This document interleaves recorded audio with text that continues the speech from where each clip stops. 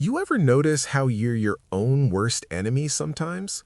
Like, you finally decide you're going to wake up early, hit the gym, maybe get your life together, and then suddenly you're scrolling TikTok at 2 a.m. with a bag of chips. Again. Or maybe it's bigger than that. You've got this amazing opportunity right in front of you, but something inside just freezes. You don't want to do it. You procrastinate. You find reasons why it won't work. You convince yourself you're not ready yet. What's wild is it's not because you're lazy or broken. There's actually something way deeper going on. See, we all have these mountains in our lives, obstacles that feel impossible to climb. But what if I told you that most of the time, we're the ones building them? Like, brick by brick, we're constructing our own barriers without even realizing it. That's self-sabotage.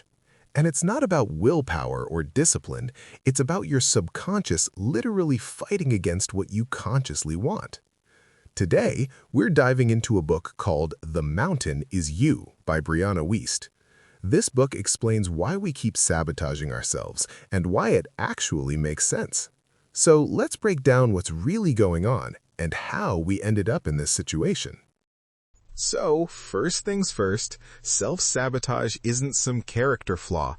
It's your brain trying to protect you, except it's using outdated software from, like, childhood. Think about it this way. Your conscious mind says, I want to be successful. I want to lose weight. I want a healthy relationship. Cool, right? But your subconscious, it's over there going, wait, what if success means more responsibility? What if losing weight means attention I'm not ready for? What if a good relationship means I could get hurt? Your subconscious has needs too, usually for safety, control, or avoiding pain. And when those needs clash with your goals, that's when the sabotage kicks in. Your brain literally perceives your own growth as a threat.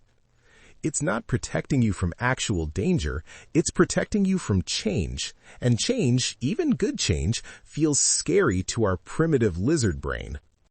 All right, let's get into the specific ways this shows up, and I guarantee you're going to recognize yourself in at least one of these.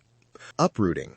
This is when you're constantly starting over. New job, new project, new relationship, new city. You get super excited at the beginning, that fresh start energy, right? But the second things get real, the second commitment is required, you're out. You convince yourself this one just isn't right and something better is waiting around the corner. But it's not about finding the perfect thing, it's about you being terrified of actually staying long enough to see something through. Because staying means you might fail, or you might succeed, but then you have to maintain it. Perfectionism. Oh man, this one gets me. You tell yourself you can't launch that business, publish that video, send that email, whatever, because it's not perfect yet. Just need to tweak it a little more, do a little more research, wait for the right moment. Except the right moment never comes, because perfectionism isn't about high standards, it's about fear disguised as quality control. You're so afraid of being judged or failing that you never put yourself out there at all.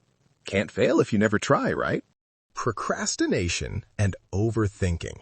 These usually come as a package deal. You've got something important to do, but instead you're reorganizing your desk, color-coding your calendar, making the perfect Spotify playlist for productivity. Anything but the actual task. Or you overthink yourself into paralysis.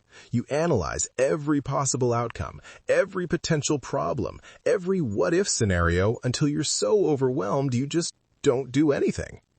What's really happening, you're avoiding the feelings that come with doing the thing. Maybe it's anxiety about the outcome. Maybe it's uncomfortable emotions you've been pushing down, so your brain creates this elaborate distraction system to keep you from having to feel them. Okay, so we're self-sabotaging. Cool. Now what? First, track your triggers. This is going to sound simple, but it works. Journal. Every day, write down when you procrastinated, when you freaked out, when you sabotaged yourself. Don't judge it, just notice it. What were you about to do? What did you feel right before you avoided it? What did you do instead? These patterns are actually breadcrumbs. They're showing you where your subconscious aren't aligned with what you're trying to do. Once you see the pattern, you can't unsee it, and that awareness alone starts to break the cycle. Second, feel your feelings. Actually feel them.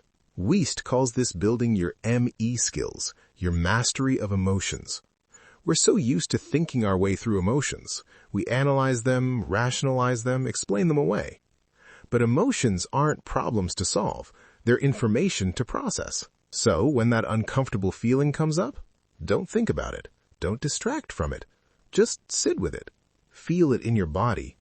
Let it move through you without making it mean something about who you are.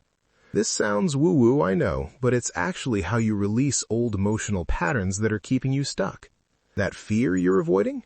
It's probably from something that happened years ago that your nervous system still thinks is happening now. Third, change how you see the mountain. This is the big shift. The mountain, your self-sabotage, your fears, your obstacles, isn't in your way. It is the way. It's showing you exactly what you need to heal, what you need to grow through, what you need to face to become who you're trying to be. You're not broken because you have a mountain to climb.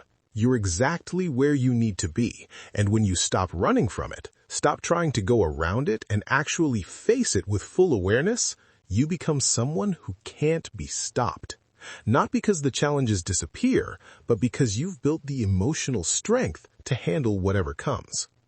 In conclusion, self-sabotage is just your brain running old programming that used to keep you safe, but now keeps you small.